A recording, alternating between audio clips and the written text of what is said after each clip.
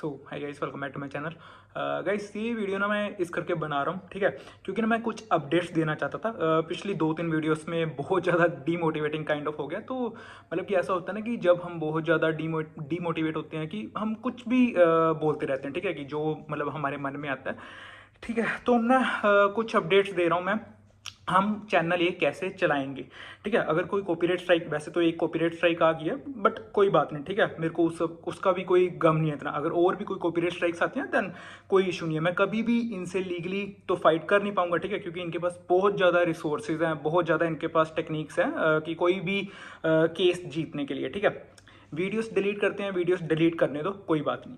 अब ना मैं मेन जो अपडेट दे रहा हूँ ना, चैनल पे ना कोई भी असेसमेंट वीडियो डिटेल में, इवन कि जो मैं पावर पॉइंट प्रेजेंटेशन की फॉर्म में बनाता था ना, तो वो मैं नहीं बना सकता, ठीक है। उसके रीज़न साफ साफ दिख रहे हैं कि कॉपीराइट स्ट्राइक्स आती है। अल्टीमेटली जो भी मेरा हार्डवर्क होता है या जो भी मेहनत होती है, तो मेरे को ही अल्टीमेटली अपनी वीडियोस डिलीट करनी पड़ती है, या कोई भी लीगल नोटिस आते हैं, ठीक है।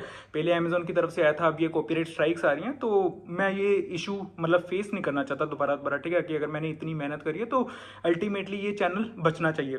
और इतने ज़्यादा कमेंट्स लाइक करने के लिए कि मेरे को तो पता भी नहीं था कि मतलब लोग इतना ज़्यादा सपोर्ट करते हैं इस चैनल को, ठीक है, तो वो काफ़ी मेरे को अच्छा लगा। और जहाँ तक मेरे को लगता है ना कि अगर कोई प्रॉब्लम्स आती भी हैं तो मतलब कि मैं भाग रहा हूँ उन प्रॉब्लम से, ठीक है। कि अगर चैनल मेरा है तो सब कुछ मेरे को ही फेस करना पड़ेगा, ठीक है, कि नो डाउट कुछ भी आए, कुछ भी हो, कल को हो, ठीक है। चैनल भी उड़े, बट इंस्टाग्राम पे जरूर रहना गाइस, ठीक है। तो इंस्टाग्राम से जो भी स्टेटस होंगे, जो भी जॉब्स के अपडेट होंगे ना, उधर से देता रहूँगा।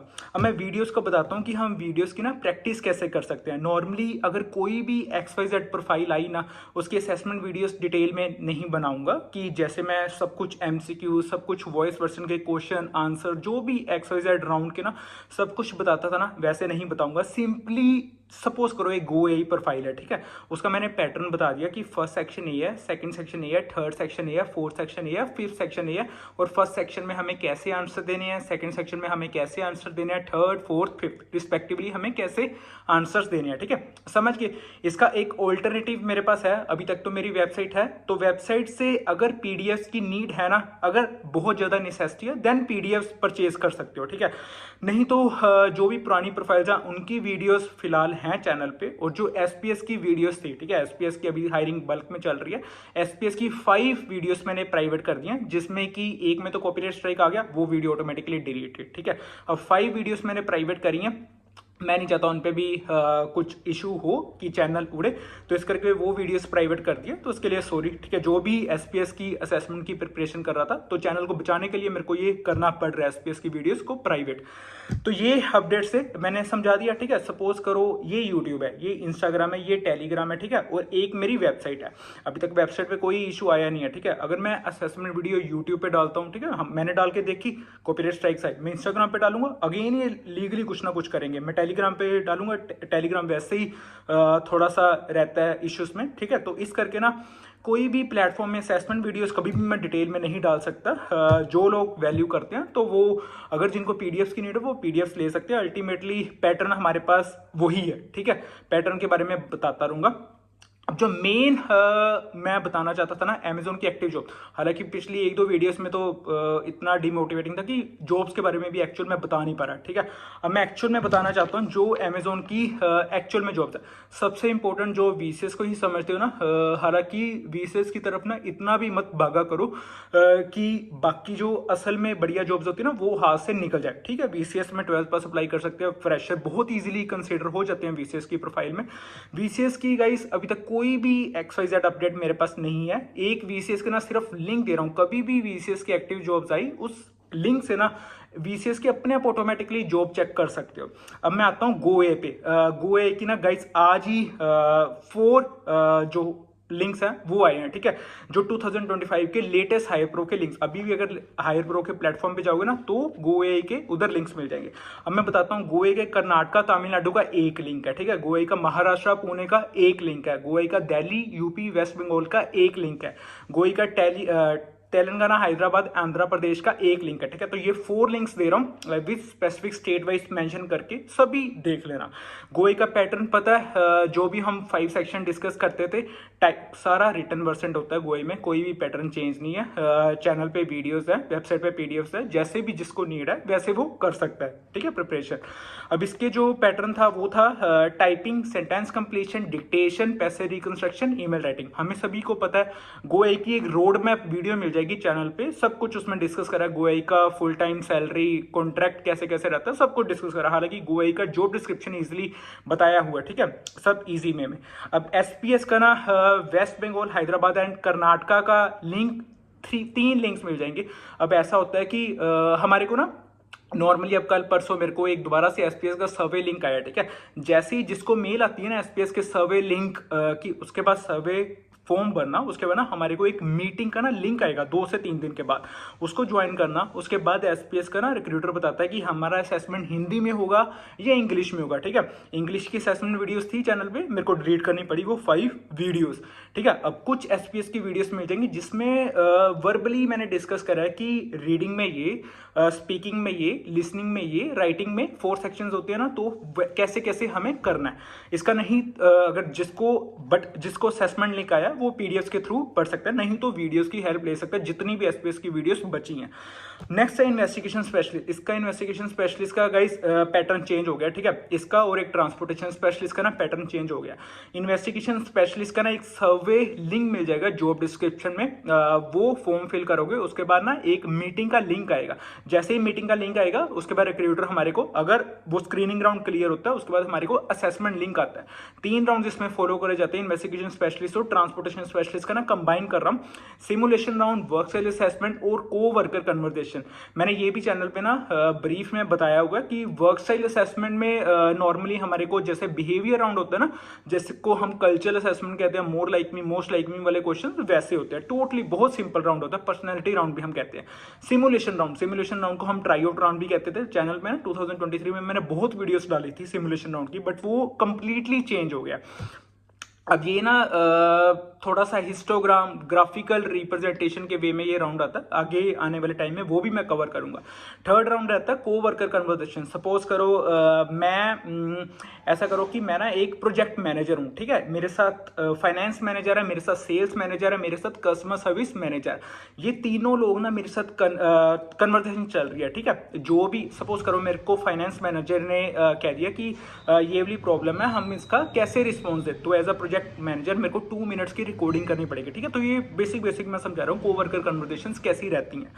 इसके बाद SCPO L2 प्रोफाइल अपडेट होगी है, मैंने एक कम्युनिटी पोस्ट भी डाली थी SCPO की, तो वो जरूर देखना, लिंक मैं जो डिस्क्रिप्शन में छोड़ रहा हूँ। अब इसके 2 राउंड होते हैं, SCPO L2 प्रोफाइल अलग होती है, SCPO L3 प्रोफाइल अलग होती है। SCPO L2 में 2 राउंड होते हैं, SCPO L3 में हम 3 राउंड्स कह सकते हैं, ठीक है। L2 में मोस्टली 30 MCQ वॉइस वर्सन या एनालिटिकल राउंड भी आ सकता है, कभी कभी किसी केस में एनालिटिकल राउंड भी आता है। SCPO रोड मैप वाली वीडियो चैनल पे मिल जाएगी, वो जरूर चेक कर सकते हो। बाकी जॉब डिस्क्रिप्शन में क्या कहते हैं लिंक मिल जाएगा, इसकी भी वेबसाइट पे इवन की पीडीएफ मैंने बताई हुई है, ठीक है, तो वो देख लेना। Content reviewer work from home profile है, फुल टाइम प्रोफाइल है, सभी स्टेट्स अप्लाई कर सकते हैं। ये 2 राउंड्स फॉलो करती है, ठीक है। फर्स्ट राउंड 30 MCQ में भी 7 सेक्शंस होते हैं, 14 फिल इन द ब्लैंक्स, उसके बाद पंक्चुएशन के बेसिस पे, उसके बाद एरर डिटेक्शन के बेसिस में 2 अलग सेक्शंस होते हैं, सिनेरियो बेस्ड क्वेश्चंस होते हैं, सेंटेंस रीअरेंजमेंट के बेसिस पे क्वेश्चंस होते हैं। 30 MCQ, ठीक है। कुछ 30 MCQ का न्यू पैटर्न भी आया, तो वो भी आने वाले टाइम पे चैनल पे सिंपली बताऊंगा, ठीक है। प्रेजेंटेशन में कुछ भी नहीं शो करूंगा, सिंपली अपने मुंह से बताऊंगा कि कैसे कैसे क्वेश्चंस आते हैं। नेक्स्ट होता है रिटन वर्सन, ठीक है। कंटेंट रिव्यूअर में ना 2nd राउंड होता है रिटन वर्सन। अब रिटन वर्सन सेम गोए का मैंने बताया ना, 5 section, typing, sentence completion, dictation, passage reconstruction and email writing, तो ये पूरा होता है। इसमें सभी स्टेट्स अप्लाई कर सकती है। ट्रांसपोर्टेशन स्पेशलिस्ट का मैंने बताया था, इसमें सभी स्टेट्स अप्लाई कर सकती हैं, फुल टाइम है, वर्क फ्रॉम होम है। इसका लिंक मैं दे रहा हूँ, इसका और इन्वेस्टिगेशन स्पेशलिस्ट का सेम राउंड है, पैटर्न है, तो वो देख लेना। Co-worker conversation, work style assessment and simulation round.